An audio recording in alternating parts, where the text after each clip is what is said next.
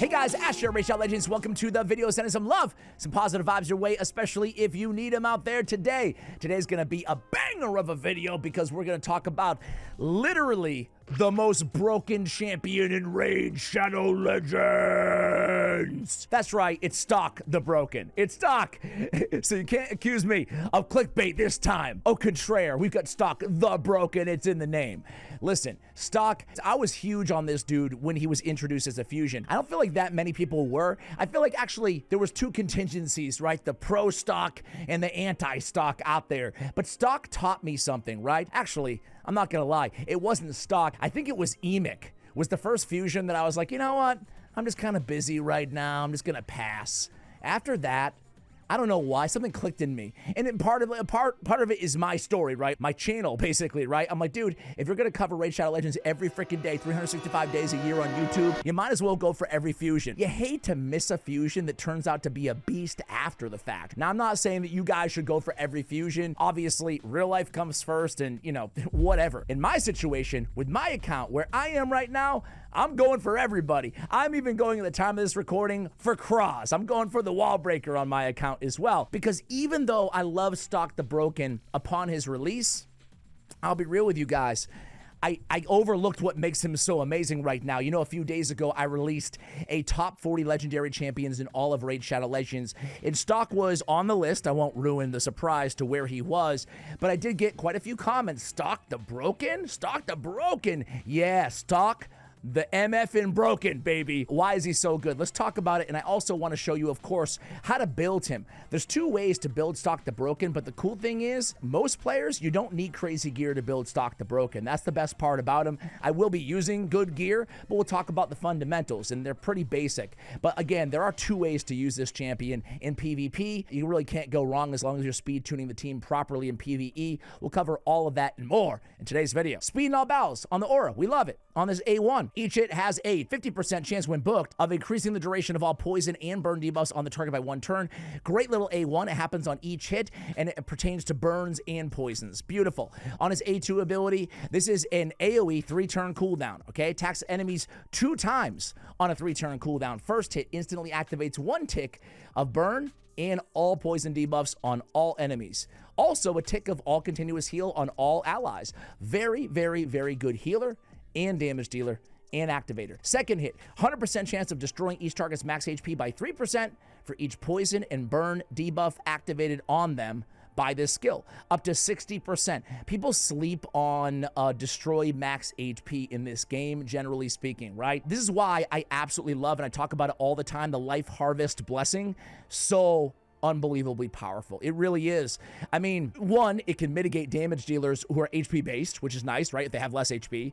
But more importantly, it just makes them very squishy, right? Like much easier to kill. Fantastic. I love that addition to his kit. It's not what makes him so broken, literally, but it's one of the things that makes him so cool. And then he fills turn meters of all allies by 20%, so he can still also be used as a turn meter booster on your team anywhere in the game. On his Vengefire, Flood is A3, another 3-turn cooldown.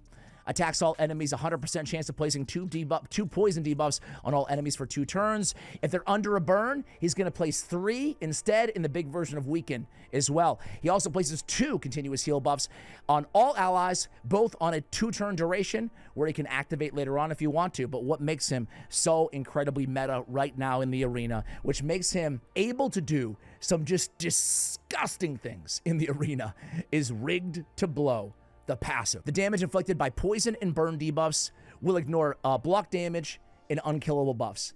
Now, it's probably pretty obvious because he doesn't even have burn in his kit, but that's anybody's damage inflicted by poison and burn will ignore block damage and unkillable. Listen, with Naime, with Siegfried, with Nice, with Odin, with every other damn block damage champion in the game. I feel like there's a billion of them in the meta right now. Siegfried, I could just keep going on and on, right?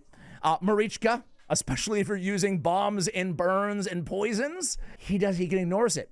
And all he has to do is sit there and be alive.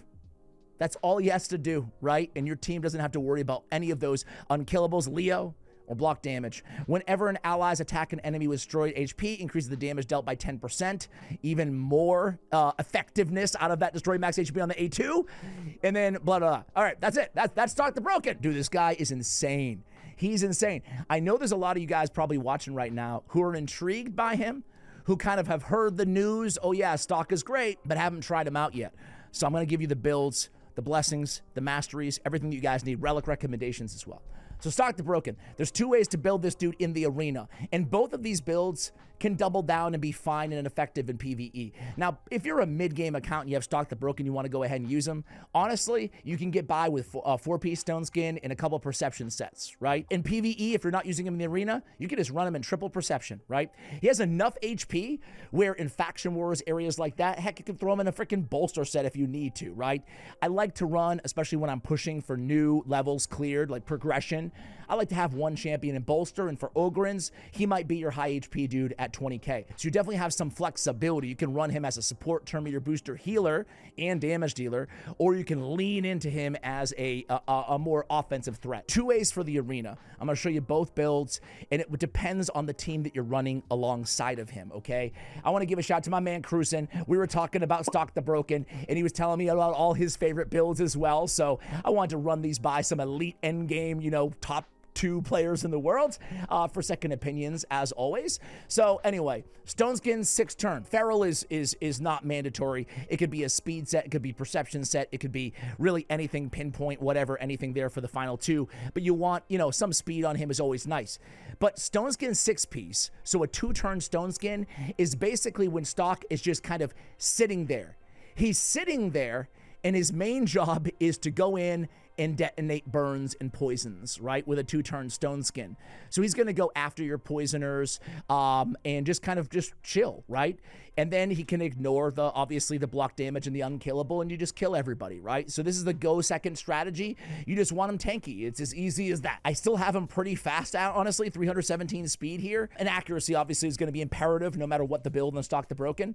But this is it, right? He could be much, much slower, but I just want him the slowest on the team that I'm going to be using him in, and the team that I'm going to be using him in is rather fast. Okay, so there it is. Now, the other way that you could use Stokk is in speedier build. A speedier build, we still want accuracy, and we still want a 4-piece stone skin ideally, because, you know, with a 103 base speed, he's not going to always guarantee you go first. But this is using him as a turn meter booster. This is a fast turn meter booster to accelerate teams with Cometus, with Nell, with Volcanoses, right? So he comes in, he goes first, and he boosts the turn meter of the rest of your team. And then they can do whatever they want to do. Their poisons and their burns, again, will ignore everything anyway, because all he has to do is sit there, right? We got it down. So fast, Stokk the Broken, or slow and then activate Stokk the Broken, okay? We'll run them both ways, but I want to switch. I don't want him to have him this fast. I have him 366 speed right now. I just want to throw him, and again, this is for endgame. It scales on wherever you are on your account. Hey, surprise, surprise, Wand of Submission is going to be the best relic for Stokk the Broken. I love these little gemstones, obviously, for him. The wearer ignores 5% of the target's resistance when placing bomb, poison, or HP burns. That is the destructive accuracy. Lethal Dose is the way to go on this champion. At 5 stars, we get increase the damage enemies receive from poison by 200%. But at 6 stars, we actually ignore 35% of the target's resistance when placing poisons, which is really, really strong as well. For masteries, kept it pretty simple. We went down the support. We ended with Eagle Eye for extra accuracy. Importantly, Arcane Celerity, he casts a lot of debuffs. He actually casts a lot of buffs too, so, you know, Rapid Response also works on him, but more, potentially more debuffs with all those poisons. We have Cycle of Magic because, you know, why not? All of his skills are very good. And then Lasting Gifts to extend the duration of those continuous heals as well, which you can activate and tick a tick off. On the defensive tree, we just went right down the center. I love getting Resurgence, really powerful. I like Cycle of Revenge as well for more turn meter fill. So those are the masteries that I am going with on my Stokk the Broken. Even in PvE, you really don't need War Master on this champion. You don't need to go offense on him because, frankly, he deals so much damage from all the poisons and the burn activation, if you have burners on the team with him, that, you know, it's really negligible what you'll get from War Master. So I would still go, I can still use these masteries, rather, anywhere I want in the game in PvE as well.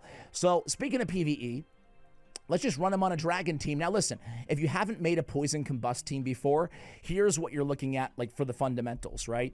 You want poisoners, and poison activators, okay? The cool thing about Stokk the Broken is he's so dang tanky just by nature, you know, that he can kind of solo the dragon at the end of the battles even on Dragon Hard 10. So it's really, really nice. You don't need like a Stalktis type situation going on. It's all about finding good poisoners on your account, finding some activators like Stokk.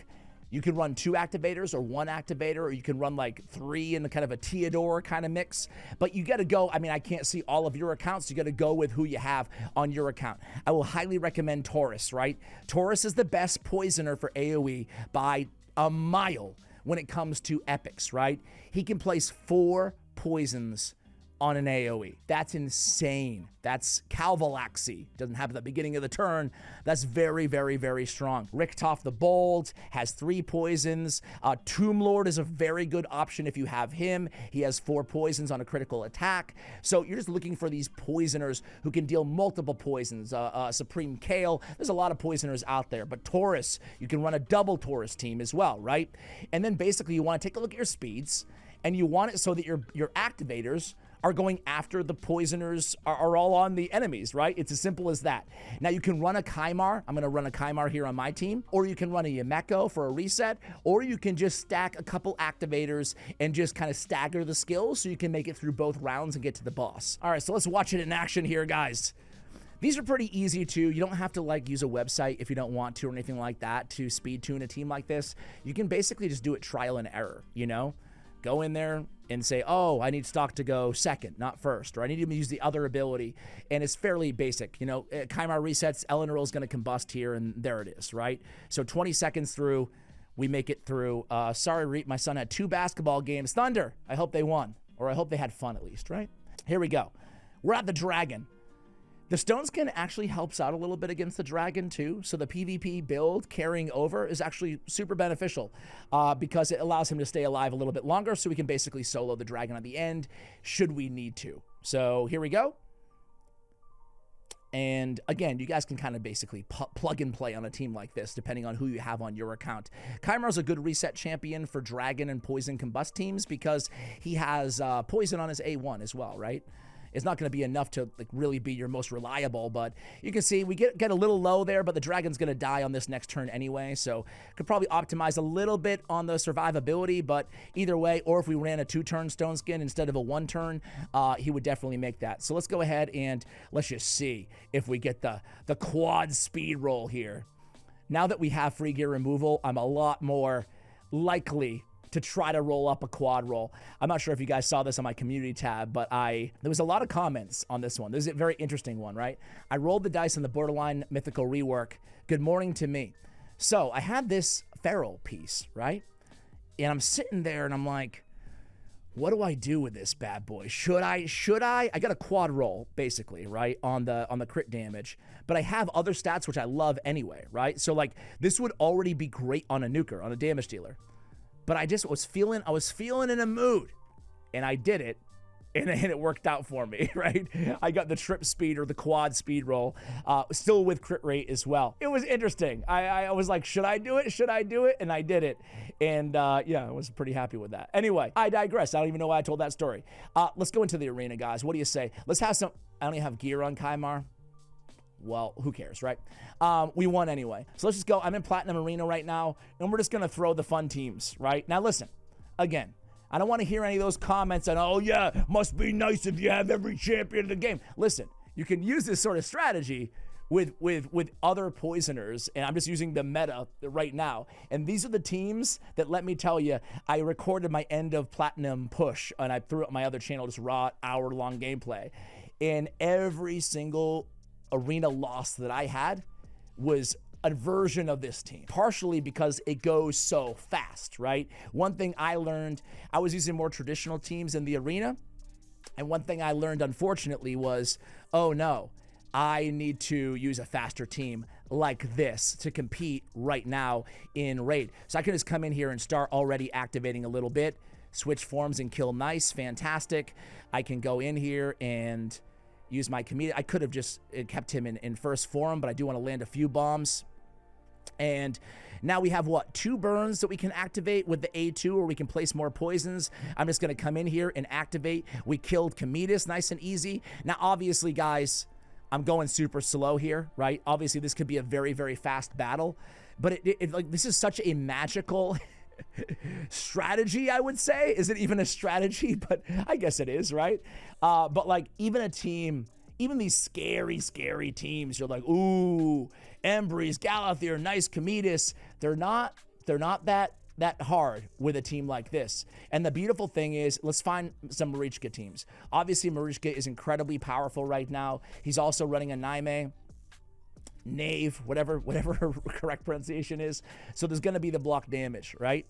So we're going to go in here. We're just going to try to remove. There we go. Try to lock out a little bit. So we're going to be able to block damage on enemies, right? So Nell has this ability right here. She can steal buffs, so she can, like, steal that block damage, you know? But some of them are protected, right? At least one of them are. But check out the protected block damage right there. Dead because of Stokk. And all Stokk is doing is just sitting there. You know? It's a really, really nice thing. All right, we're going to come in here, and we are going to... Again, look at this. We can activate right through Taurus's block damage. You know, we still have to kill him all over again, but it's still really nice, isn't it? It's like, okay, cool. I mean, this team, it feels almost like this team can't lose. When you don't have to worry about the biggest threat, which is block damage. I shouldn't have gone in with the A3, but I guess I'll take the heals anyway, right? Let's just keep Cometus in base form here.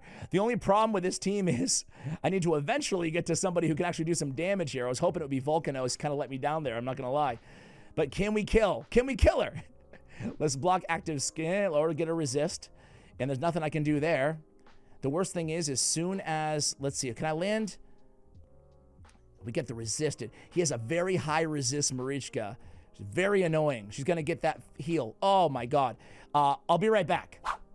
All right, guys. So, hey, my only damage dealer in Volcanos here, my only pure damage dealer, was a sheep for like 10 minutes. Oh, it's the fastest team known to man. All right, we finally got it done. But oh my word, that took forever. All right, let's go against what? The scariest team here. It doesn't matter what team we go against, right? Now, I'm going to go ahead and switch builds to the fast build after this one, and we're going to use them as more of a turn meter booster because this squad right now, I mean, we don't even have anybody going fast on this team. We're just sitting back and relaxing the entire time and letting Stokk and the passives do the work, right? Speaking of doing the work here, it's going to be a second, but we don't care about the block damage, do we? That being said, they don't really have block damage. Okay, so fantastic. But we still win without even doing anything. I look at the thing for 2 seconds, and we're gonna... Oh, we didn't win. We didn't win. There it is. Look it, we did nothing and we won. No wonder he wasn't doing any damage. Here's the thing, guys. Here's the thing about free gear removal. You gotta remember to actually put it back on. I'm making the mistake that I was like, dude, Volcanos does not feel like he's getting hit. He's hitting hard at all right now. Really quickly, you want to see the gear I was using here. This is Nell. She's in Pinpoint and in Stone Skin.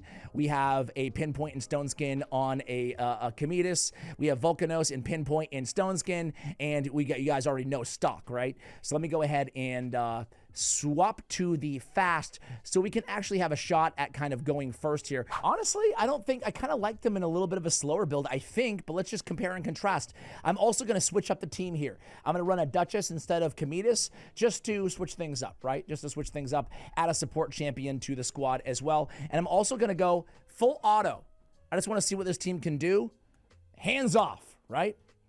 So, I mean, well, it's pretty, it's still pretty impressive, I have to say, right? It's actually more impressive because it goes even faster, right? And even the the Crixias of the world and the Fabians and stuff like that, it doesn't even matter because this team is really all passives, right? Now, the reason I don't know if I love, I mean, in this situation, we should have went in with the A3, not the turn meter boost, I think, to get the poisons on initially. But Nice is already dead. I mean, nothing even happened. Half these poison on poison here. Kind of a hybrid, interesting. But we have a stone skin protection from Calvalax, so we're good. Actually, I have a 9-piece protection on my Duchess right now. She's gonna die. Oh, no, no, no, no, no, no. What? Oh, it's because I had the lockout, right? No, yeah, it's because I had the lockout. I was like, what the heck? All right, we lose some. We lost one, right? Oh. Okay. All right, Duchess. Dude, I'm the worst, man. You'd think before I record these videos, I would think about these things. I mean, not that that would have made a difference in that last loss, honestly, but let's get Grand Oaks. There we go. All right. Back at it. This is a different team. Is that the same team? All right, let's do one. Let's do a couple more. 2 more. Rapid fire full auto. Here we go. Oh, all they have to do is take a turn, really. Boom, that was fast. That was fast. All right, here we go. Marichka team, who cares? Who cares about a Marichka team? It's funny. Marichka's just not the, with Stokk in the meta, Marichka's not the counter that she once was, that she's supposed to be to these sort of strategies, right? So here we go. I mean, they've got the revive on death, they got the block damage, but basically, we just one at a time, we just keep smoking everybody. Right? We didn't even do anything. That's the beauty of it. It's all those passives just going to town. Last battle of the video. Here we go. Gizmak is another good combo on a team like this, right? A burner. Really, Sulfurion. You're just looking at burners, generally speaking, and poisoners for that matter. Cavalax, we saw in the last battle, right? These are all good combinations with Stokk the Broken, man. This guy's a beast. Look at this. It just feels over before anything even happens, really. So anyway, guys, hopefully you enjoyed this updated guide on Stokk the Broken. One of the most broken legendary champions in the game. That is a busted passive, and honestly, the rest of his kit is amazing too. Hey guys, we're gonna end it there, but if you wanna check out my top 40 legendary champions, which I referenced earlier, the video is right there. What are you waiting for? Thanks for watching till the end of the video. Much love, and as always, take care, guys.